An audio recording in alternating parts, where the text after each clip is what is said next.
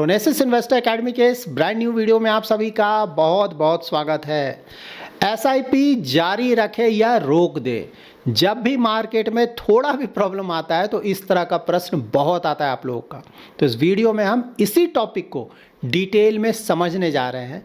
Informative video as always, पूरा देखें, अच्छी तरह से समझे, पसंद आए तो लाइक और शेयर जरूर करें, हाइप जरूर करें और पहली बार हमारे यूट्यूब चैनल पे आ रहे हैं तो चैनल को जरूर सब्सक्राइब करें।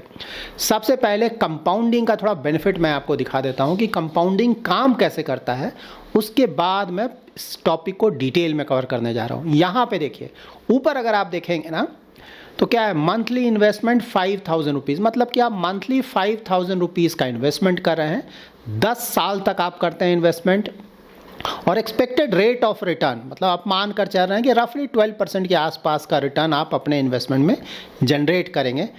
तो 10 ईयर्स के बाद आपने इन्वेस्टमेंट कितना किया, 6 लाख का, और आपको अमाउंट कितना मिला, फाइनल अमाउंट 11.6 लाख के आसपास। देखिए ये अमाउंट थोड़ा बहुत चेंज कर सकता है अलग अलग वेबसाइट पे, ठीक है, क्योंकि कैलकुलेशन का तरीका थोड़ा बहुत अलग हो सकता है, तो उससे बहुत ज़्यादा परेशान नहीं होना चाहिए, ठीक है। नीचे देखिए, अब यही आप 5000 का एसआईपी कर रहे हैं, लेकिन इन्वेस्टमेंट का जो पीरियड है वो 10 ईयर्स से बढ़ाकर 15 ईयर्स कर दे रहे हैं। यहाँ भी सेम रेट ऑफ रिटर्न 12% के आसपास आप एक्सपेक्ट करें। अब देखिए अमाउंट कितना हो गया, आपका इन्वेस्टमेंट अमाउंट तो थोड़ा बहुत बढ़ा, लेकिन जो फाइनल अमाउंट है वो देखिए 25 लाख से भी ज़्यादा हो गया। अब इससे भी ज़्यादा मैजिकल देखते हैं, ठीक है।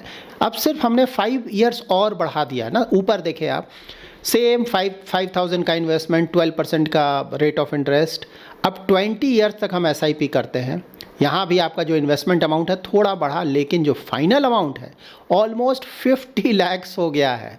यही होता है पावर ऑफ कंपाउंडिंग। अमाउंट अगर थोड़ा कम भी है, अगर आप अपना इन्वेस्टमेंट पीरियड बढ़ाने जाएंगे ना, तो वहाँ पे आपके जो रिटर्न्स हैं ओवरऑल वो काफ़ी बढ़कर आते हैं। और नीचे देखिए एसआईपी में एक और बहुत इंपॉर्टेंट पॉइंट है, स्टेप अप। यहाँ पे बीच में देख सकते हैं ना, यहाँ भी 5000 का आप इन्वेस्टमेंट कर रहे हैं, 12% का एनुअलाइज रिटर्न और 20 ईयर्स तक आप कर रहे हैं एसआईपी, लेकिन बीच में देखिए स्टेप अप एनुअली। आप जो भी अमाउंट का एसआईपी कर रहे हैं उसे एवरी ईयर 10% से बढ़ा रहे हैं। तो अब देखिए फाइनल अमाउंट ऑलमोस्ट 1 करोड़ के आसपास चला गया। तो स्टेप अप का भी एसआईपी में बहुत ज़्यादा इंपॉर्टेंस है। नाउ आज के टॉपिक पे आते हैं। तो देखिए, जब मार्केट गिरने लगता है तो डर क्यों लगता है, तो बहुत सारे रीजंस हैं जिसके कारण डर लगता है, लेकिन हाँ 3 बहुत इंपॉर्टेंट रीजंस हैं यहाँ पे। तो एक तो है कि भाई पोर्टफोलियो, जब भी हम, बहुत लोग तो डेली देखते हैं ना, कुछ लोग तो हर एक घंटे भी देखते हैं, ऐसे लोग हैं। तो आप बार बार पोर्टफोलियो को देखेंगे तो ऑफ कोर्स अगर वहाँ पे कुछ आपको रेड दिख रहा है या रिटर्न कम दिख रहा है या नेगेटिव दिख रहा है, तो बहुत सारे लोगों को उसके कारण डर लगने लगता है। दूसरा है न्यूज़, बहुत सारा न्यूज़ चल रहा है ना, कहीं बोला जा रहा है क्रैश हो जाएगा, रिसेशन आ जाएगा, एफआईआई सेलिंग हो रहा है, इसके कारण भी डर का माहौल बनता है। और तीसरा है सोशल मीडिया, हम लोग भी तो है ना, यूट्यूब चैनल्स वहाँ पे बहुत सारे नेगेटिव लोग भी भरे पड़े हैं, ठीक है, नेगेटिव गुरुज उनका भी बोलना है कि भाई सब कुछ डूब जाएगा, बर्बाद हो जाएगा, देश ही बर्बाद हो जाएगा, कुछ नहीं बचेगा। तो सही बात है, सब चीज़ बर्बाद हो जाएगा तो पोर्टफोलियो कैसे बचेगा। तो इस कारण भी डर का माहौल बनता है। तो ये सब मोस्टली, अगर आपको भी डर लगता है तो इसी में से कोई रीज़न होगा। लेकिन देखिए यहाँ पे सच्चाई क्या है ये आप समझ ले, एसआईपी से रिलेटेड। तो एसआईपी ऊपर के मार्केट के लिए कोई बहुत अच्छा प्रोडक्ट नहीं है, हमेशा ध्यान में रखें। एसआईपी किस मार्केट के लिए अच्छा प्रोडक्ट है, तो जब मार्केट गिर रहा हो, ठीक है, गिरते हुए मार्केट के लिए एसआईपी हमेशा बोला जाता है कि आप ऊपर जा रहा हो या नीचे जा रहा हो, हमेशा कंटिन्यू रखें। वो इसलिए क्योंकि टाइम नहीं कर सकते हैं मार्केट ना, टाइमिंग के झंझट से बचने के लिए हम बोलते हैं कि वो दोनों में करें। लेकिन अगर पूछा जाए बेस्ट समय क्या है, ठीक है, तो वो होगा जब मार्केट नीचे गिरता है, तभी आपको करना चाहिए। तो बेस्ट समय ही जब आप अपना एसआईपी बंद कर देंगे, तब तो इन्वेस्टमेंट करने का कोई फ़ायदा ही नहीं है। और मान लीजिए मार्केट कभी गिरे ही नहीं ना, हमेशा ऊपर जाए, तब तो एसआईपी करने की ज़रूरत ही नहीं है ना। जब लगातार ऊपर जाएगा तो हम लमसम करेंगे, तब तो एसआईपी भूल जाइए, लमसम करेंगे क्योंकि लगातार ऊपर जा रहा है, ठीक है। तो देखिए एसआईपी का जो असली मतलब क्या होता है ना, एक तो है कि भाई सिस्टमैटिक इन्वेस्टमेंट प्लान इसका फुल फॉर्म होता है, लेकिन उससे भी कहीं ज़्यादा इंपॉर्टेंट है, आप ध्यान में रखें, सिस्टमैटिक वेल्थ क्रिएशन, ठीक है।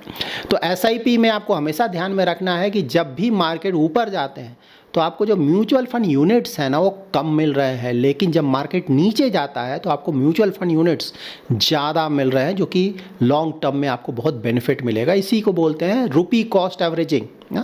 मार्केट ऊपर जा रहा है, नीचे जा रहा है, आपका लगातार एसआईपी चल रहा है, यहाँ पे टाइमिंग का कोई प्रॉब्लम नहीं है, आप मार्केट को टाइम नहीं कर रहे हैं। ऊपर जा रहा है थोड़े यूनिट्स कम मिल रहे हैं, लेकिन नीचे जा रहा है तो यूनिट्स ज़्यादा मिल रहा है, तो इसके कारण एवरेज आउट होकर आपको अच्छे यूनिट्स मिल जाते हैं और लॉन्ग टर्म में यहाँ से आपको अच्छे रिटर्न्स मिल जाते हैं। यहाँ पे आपको ध्यान में रखना है कि मार्केट जितना ज़्यादा गिरेगा, ठीक है, आप उतना सस्ता खरीद रहे हैं और फ्यूचर का जो वेल्थ है आपका उतना ज़्यादा बढ़कर आएगा, ठीक है। तो अगर आप सही में इन्वेस्टमेंट कर रहे हैं लॉन्ग टर्म के लिए तो मार्केट गिरना आपके लिए अच्छा है, इस चीज़ को आप हमेशा ध्यान में रखें। और ये कुछ हिस्टोरिकल प्रूफ भी अगर आप देखना चाहें ना, तो जैसे एसआईपी कोई कर रहा है, कोई मार्केट को टाइम कर रहा है, ठीक है, तो जैसे 2008 हो गया, ठीक है, ग्लोबल फाइनेंशियल क्राइसिस, ज़्यादातर लोगों को पता होगा, मार्केट 50-60% गिर गया था। अगर कोई प्रॉफिट बुक कर लेता आपको भयानक लॉस होता, लेकिन अगर वही आप कंटिन्यू करते, ठीक है, तो उतना ज़्यादा मार्केट गिरा हुआ था, आप काफ़ी सस्ता खरीदते और कुछ साल में आपका अच्छा खासा वेल्थ क्रिएशन हो जाता उससे। उसी तरह से कोविड रिसेंटली हुआ 2020 में, उस समय मार्केट ना 30-40% कहीं कहीं गिर गया, बुरी तरह से गिरा। वहाँ भी अगेन अगर आप एसआईपी बंद कर देते, ठीक है, तो उतना सस्ता जो आपको बहुत सारा यूनिट्स मिलने वाला था वो सब आप बंद कर देते, ठीक है। तो ये बेसिक चीज़ आप ध्यान में रखें। मार्केट गिरना, अगर आप इन्वेस्टमेंट कंटिन्यू कर रहे हैं, ठीक है, और लॉन्ग टर्म का इन्वेस्टमेंट कर रहे हैं, मार्केट गिरना आपके लिए बुरा नहीं है, वहाँ से आप अच्छा खासा वेल्थ क्रिएट कर सकते हैं। एसआईपी रोकने का 5 गलत रीज़न अगर पूछा जाए ना, 5 गलत कारण क्या है, तो नंबर 1, पोर्टफोलियो गिर रहा है तो एसआईपी रोक देंगे, बहुत गलत है। न्यूज़ अगर कोई आ रहा है, बहुत डरावना बात कोई बोल रहा है, उससे डर कर मैं एसआईपी बंद कर दूंगा, बिल्कुल गलत है। किसी फ्रेंड ने बोला या किसी जानकार ने बोला कि भाई मार्केट और ज़्यादा गिरेगा, वो सुनकर मैंने एसआईपी बंद कर दिया, बहुत गलत है। उसके बाद सोशल मीडिया के सो कॉल्ड एक्सपर्ट्स, ठीक है, उन्होंने कुछ आपको बोल दिया, उससे आप डर कर आपने बंद कर दिया। यहाँ पे एक और इंपॉर्टेंट पॉइंट ये आता है ना कि जब मार्केट गिर ही रहा है तो मैं कैश में रखूंगा, जब पूरा गिर जाएगा तो मैं इन्वेस्टमेंट करूंगा। देखिए, इसे बोलते हैं मार्केट टाइमिंग, ठीक है। वर्ल्ड में कोई भी ऐसा नहीं है, ठीक है, सिर्फ आप नहीं, वर्ल्ड में कोई भी ऐसा नहीं जो कि कंसिस्टेंटली मार्केट को टाइम कर सके। परमानेंट मेमोरी में इस बात को आप डाल लें, ठीक है। तो मार्केट को टाइम करने के चक्कर में नहीं पड़े। हाँ, ये आप कर सकते हैं कि अगर बहुत ज़्यादा बड़ा पैसा है, ठीक है, और लग रहा है कि मार्केट बहुत ज़्यादा ओवर वैल्यूड है, गिर सकता है, तो एक साथ बड़ा पैसा इन्वेस्ट ना करें, ये बात समझ में आ रहा है। लेकिन जहाँ आप छोटा छोटा एसआईपी कर रहे हैं वहाँ पे पूरा एसआईपी रोक देना बात समझ में नहीं आता है, क्योंकि जब आपका मार्केट गिर रहा है तो सही बात है ना, आप धीरे धीरे उसको खरीद रहे हैं, जितना ज़्यादा गिरेगा उतना ज़्यादा यूनिट्स आ रहा है, उसमें कहीं कोई दिक्कत नहीं। हाँ, लमसम करना है तो वहाँ पे कोई दूसरा स्ट्रैटेजी अपनाया जा सकता है, जिसके बारे में आगे मैं आपको बताऊंगा। देखिए, एसआईपी कब रोकना या पॉज करना सही होगा, ऐसा नहीं कि कभी नहीं कर सकते हैं, कुछ सिचुएशन में तो आप कर सकते हैं। जैसे आप जॉब में हैं, जॉब में कोई प्रॉब्लम आ गया, ठीक है, तो वहाँ पे सही बात, हमारा रेगुलर इनकम खत्म हो गया, कम हो गया, तो वहाँ पे हम बंद कर सकते हैं।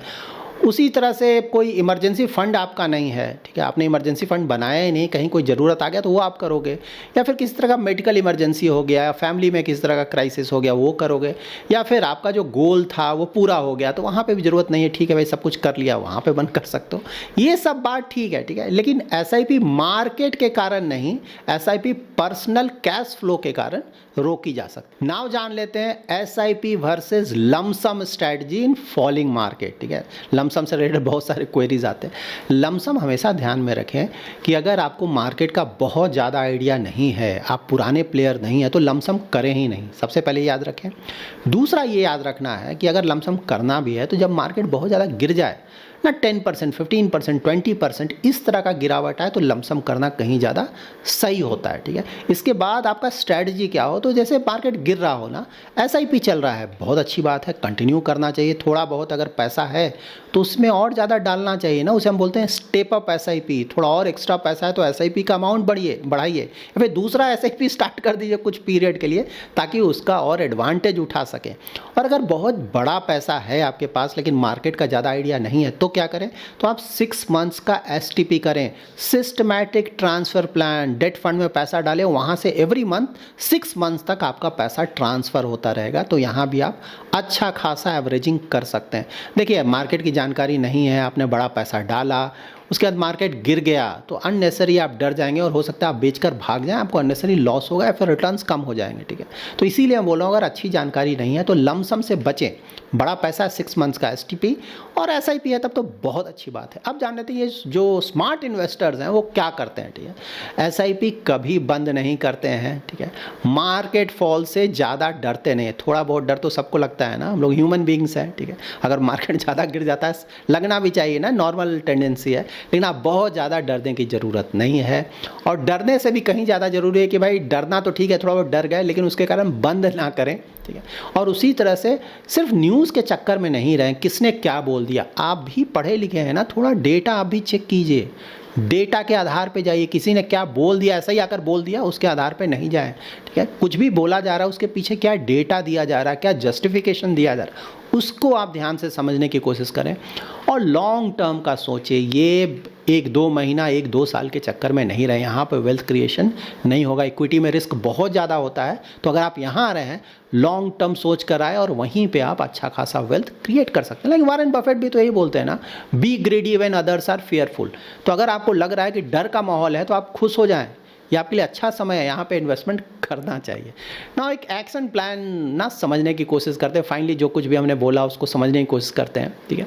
तो जैसे मार्केट गिर रहा है एसआईपी जारी रखें, मार्केट बहुत ज़्यादा गिर गया या फिर गिर रहा है एसआईपी और बढ़ाएं, ठीक है। डर लग रहा है तो अपना जो एजुकेशन है या इन्वेस्टमेंट नॉलेज है उसको बढ़ाने की कोशिश करें। अगर उसको आप अच्छा खासा बढ़ा लेंगे, आप समझेंगे कि मार्केट क्यों गिर रहा है, कितना गिर सकता है, कैसे ऊपर जाएगा, क्यों ऊपर जाएगा, ये सब चीज़ अगर आप समझने लगेंगे ना तो डर आपको कम लगेगा। एसआईपी बंद करना लास्ट ऑप्शन रखें। अगर आप 10 से 15 साल वेल्थ बनाना चाहते हैं तो एसआईपी आपका सबसे मजबूत हथियार है, खासकर तब जब आपको इन्वेस्टमेंट नॉलेज बहुत ज़्यादा नहीं है। अगर आपको ये वीडियो पसंद आया है तो लाइक और शेयर ज़रूर करें और ऐसे लॉजिकल फाइनेंशियल वीडियोस के लिए हमारे चैनल को ज़रूर सब्सक्राइब करें। कमेंट में ज़रूर बताएं कि आप एसआईपी जारी रख रहे हैं या नहीं। हमेशा याद रखें, मार्केट में पैसा डर से नहीं डिसिप्लिन से बनता है। Thanks lot for watching.